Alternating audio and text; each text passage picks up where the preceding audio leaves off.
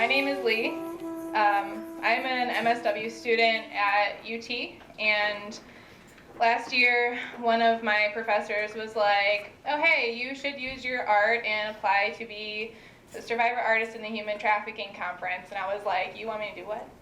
You want me to share all of my art, which is all of my trauma, with thousands of people internationally, not just locally. She's like, yeah, I think it'd be really good.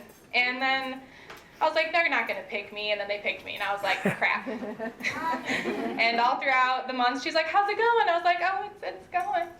You know, they're being painted, and she's like, paint bigger, and I was like, no, but I did. So the point of that is I use painting to display what I've been through.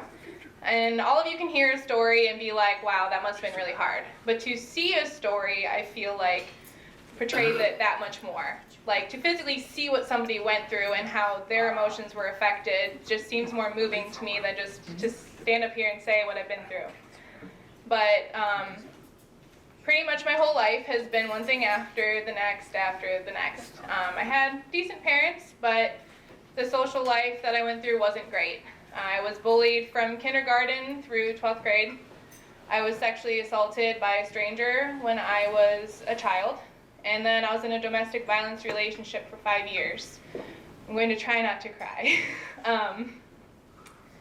Throughout high school and elementary school, I was told I couldn't play with the other kids because I was weird or I was different. And the youngest social memory I have is being told that if I wanted to play house, I had to be the family pet. I had to run around on all fours and pick up pine cones with my mouth. So I opted to swing by myself for the next 5 years. And then throughout high school, I was told to kill myself numerous times, given bottles of pills, told to do it right, hospitalized, told I'd be alone. Everything horrible you can think of, people told me, all because I was different. And I'm sure many of you see school shootings on the news, right? And you're like, oh gosh, that's horrible. What could cause somebody to do that? Well, I was there. I didn't shoot up my school. I didn't have access to guns, but I did threaten to do it. And I think it's really important to spread awareness that severe isolation and bullying can cause someone to feel that way. I mean, looking at me now, I'm going to graduate and have my MSW. I'm going to become a social worker. I'm going to help those kids. But if I would have started with, I almost shot up my high school, that's not the perception anyone would have of me. They would have, she's violent, she's horrible, she belongs in jail, how could anyone want to kill all those people? I just wanted them to know how I felt. It was like the wrong day at the wrong time. Everybody just pushed me to that level. That level of desperation that this is, you need to know now how I feel. This is what you've done to me, and I'm going to take it out on you. And that's probably the scariest point in my life, because looking back at it, people ask, do you think you would have done it? And I say, yeah. If my parents had guns, I would have done it. No doubt in my mind, I would have ruined my life.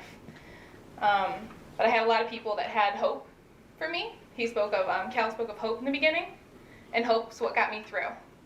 I hoped things would get better. I had teachers that had hope in me. My grandparents had hope in me. And I had hope in myself, like, this can't be the rest of my life. Like, it's got to get better. And then I met my ex-husband, who I thought was what was going to get better.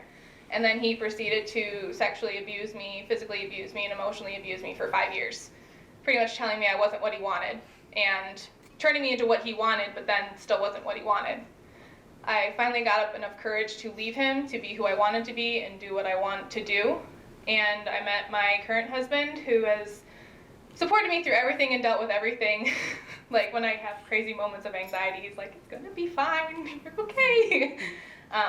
But just think of that when you're working with people and kids and anyone that's been through trauma. Like, we're not horrible people. We may have done horrible things, but we're not horrible people, and we want to make a difference in people's lives. So that's what I'm gonna do.